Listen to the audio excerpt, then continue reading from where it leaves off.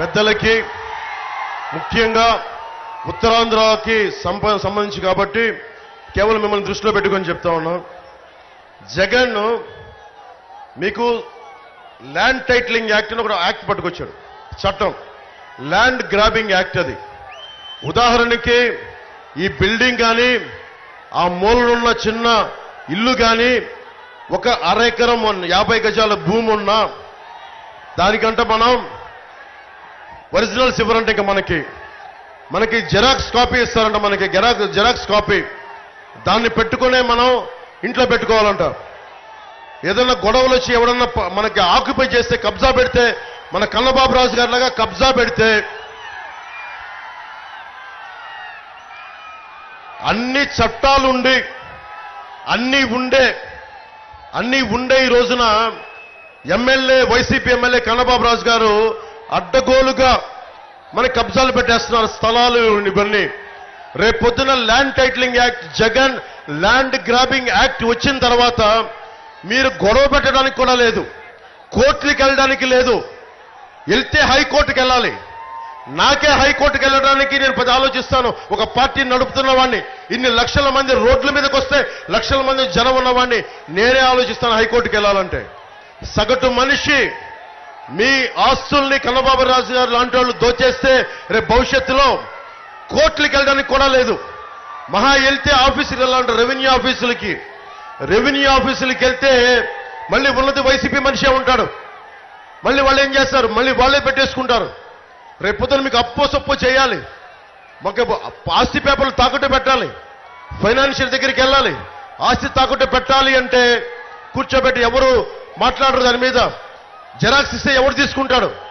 ఒరిజినల్సే ఇవ్వాలి.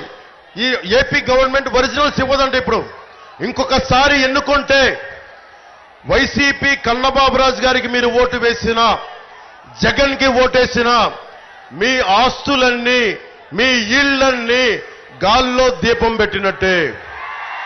చాలా చాలా జాగ్రత్త. వైసీపీ మద్దతుదారులు కూడా చెప్తా ఉన్నా, వైసీపీ ఎమ్మెల్యే పాపం వాలంటీర్ని కొట్టాడు, సొంత పార్టీ మనుషులనే కొట్టాడు. రేపొద్దున మీ ఆస్తులను దోచాడు ఎంత పని వాళ్ళకి. రేపొద్దున మేము అండగా ఉండాల్సి వస్తుంది. అలాంటి పరిస్థితులు లేకుండా నేను మంచిగా చెప్తున్నా, మర్యాదగా చెప్తా ఉన్నా, land titling act is not land titling act, it is Jagan's land grabbing act. మీ ఆస్తుల్ని దోచేయడానికి చట్టం తీసుకొస్తున్నాడు. మాట్లాడితే కేంద్రం తీసుకొచ్చింది అంటాడు. కేంద్రం చాలా ముసాయిదాలు ఇస్తుంది. ఈ చట్టాల రూపకల్పనకి మీ అభిప్రాయం అడుగుద్ది, ఇంప్లిమెంట్ చేయమని అడగల కేంద్ర ప్రభుత్వం. అందుకని దయచేసి మీ ఆస్తుల్ని పరిరక్షించుకోవడానికి కూటమి చేస్తుంది ఏంటంటే రాగానే ల్యాండ్ టైటిలింగ్ యాక్ట్ ని రద్దు చేస్తాం. ఆ మాట ఇచ్చాను, అదే దాన్ని మేము కూటమిలో మనకి మేనిఫెస్టోలో పెట్టాం.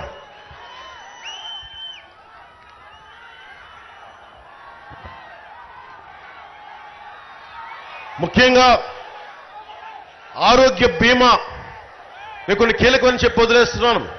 ఆరోగ్య బీమా కూటమి ప్రభుత్వం కుటుంబానికి 25 లక్షల రూపాయలని కూటమి ప్రభుత్వం మద్దతు తీసుకెళ్తున్నాం. మీకు ఏ జబ్బు వచ్చినా, ఏ కష్టం వచ్చినా హాస్పిటల్కి వెళ్ళే ఖర్చులకి 2 లక్షలు 3 లక్షలు కాకుండా కుటుంబానికి 25 లక్షల రూపాయల వరకు ప్రీమియం ప్రభుత్వం ఇన్సూరెన్స్ కంపెనీల ద్వారా చెల్లించే బాధ్యత కూటమి ప్రభుత్వం తీసుకుంటుంది.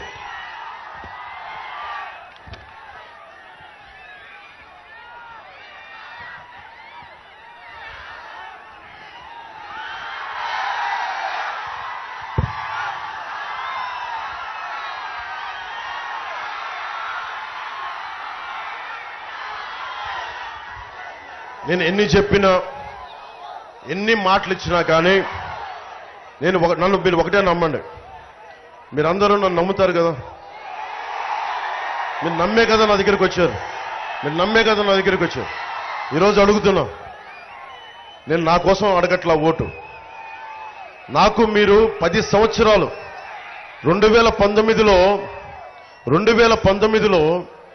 భవన నిర్మాణ కార్మికులు వచ్చి, అన్నా మా కడుపు కాలిపోతుంది, చచ్చిపోతున్నామంటే నేను విశాఖలో వచ్చి భవన నిర్మాణ కార్మికుల సంక్షేమం కోసం నేను నిలబడ్డా. ఒక్కళ్ళు రాలేదు ఆ రోజున. అందరూ భయపడ్డారు.